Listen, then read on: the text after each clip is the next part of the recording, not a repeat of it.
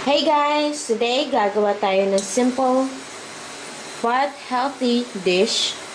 So, ito ang ginataang pechay. So, ito yung mga ingredients natin for ginataang pechay. So, we have here 2 bunches of pechay.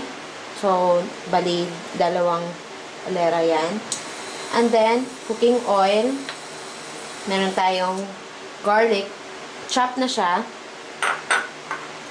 We have here onions, chopped, and 1 can of pure coconut milk. Then, meron tayong salt and pepper. Meron tayo ditong luya, ginger. So, meron tayong dito 1 cup of diced meat or 1 cup ng baboy. Procedure natin in cooking. So, mag-preheat lang tayo ng wok. Then, add natin yung cooking oil. Add natin yung garlic.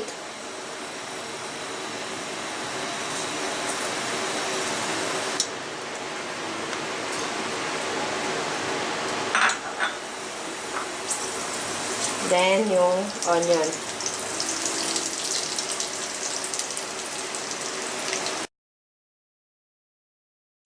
Okay, pwede na natin lagay yung luya.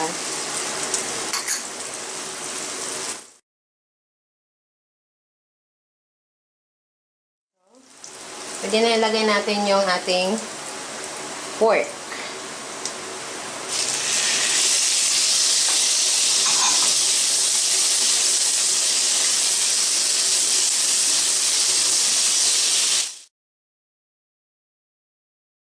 Lagyan natin ng konting pepper.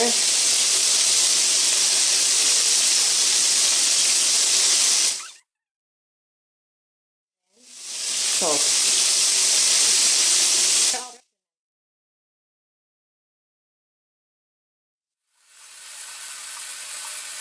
Hinaan natin. And simmer lang natin until yung meat natin is magiging golden brown.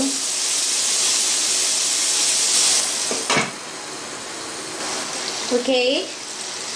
So, tender na yung ating pork meat. Pwede na natin ilagay yung ating pechay.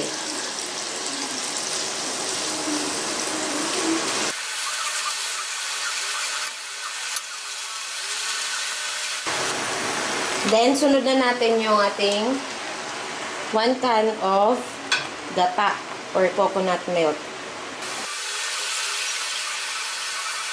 So, no need to add water for this. Yung pinakagata na niya yung magiging sarsa. Then, simmer lang natin for another 5 minutes.